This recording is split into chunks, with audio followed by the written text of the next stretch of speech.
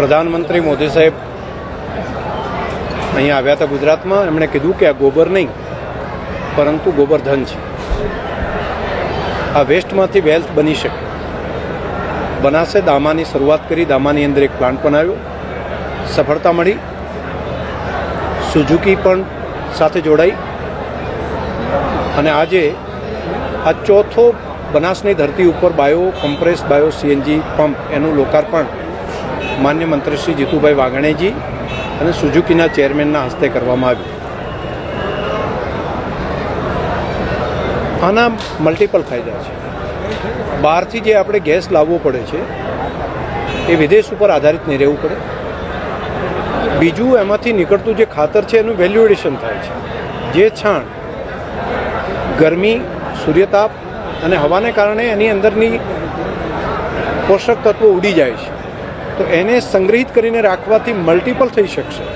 અનેક ગણું ઉત્પાદન અને એના કારણે જમીનને વધારે જે જરૂરિયાત છે એ પ્રમાણનું પોષક દ્રવ્યો મળશે. એટલે સોઇલ હેલ્થ ઠીક કરવાનું કામ કરશે. માઇક્રોરાજા ડેવલપ બી આના કારણે વધારે થાય છે. ઓર્ગેનિક કાર્બન પણ આ ગોબરના કારણે ડેવલપ થાય છે.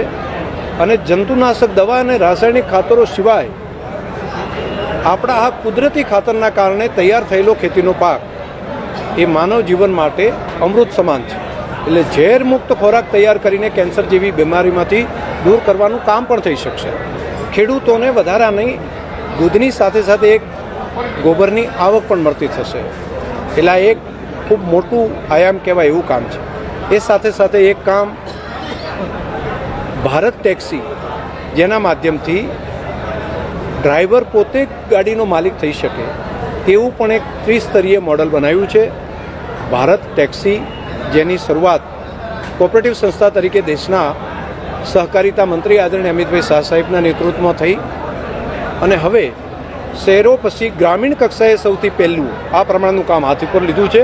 ટેક્સી સુઝુકીમાંથી આપશે અને ડ્રાઈવર પોતે ટેક્સીનો માલિક થઈ શકે. ગેસ બાયો સીએનજી પ્લાન્ટમાંથી ભરાવશે, એટલે સસ્તામાં પણ સારી મુસાફરી કરી શકશે. ઇન્કમનું એક સાધન બનશે. એક સસ્ટેનેબિલિટીનું ખૂબ સારું મોડલ આ બન્યું છે. હું આભાર માનીશ માન્ય મંત્રીશ્રી અને તમામ પશુપાલકોને કે આજે ખૂબ સારો કાર્યક્રમ કર્યો. ધાનેરાના પ્રજાજનોને પણ આજે હૃદયથી અભિનંદન, બનાસવાસીઓને અભિનંદન.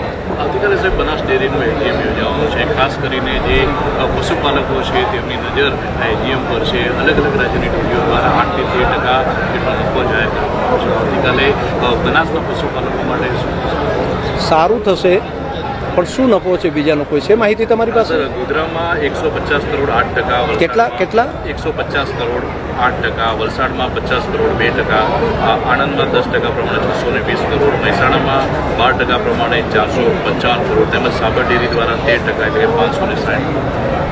સૌથી વધારે કોનું છે એ જરા કહેજો આખા રાજ્યમાં, અને કેટલી રકમ છે અને કેટલા ટકા છે? બોલ. અત્યારે સૌથી વધારે રાજ્યમાં સાબર ડેરીનું 513% પ્રમાણે 560 કરોડ છે. પણ રકમની વાત કરીએ તો આણંદના 620 કરોડ છે.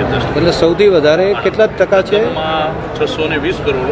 620 કરોડથી વધારે થશે એક.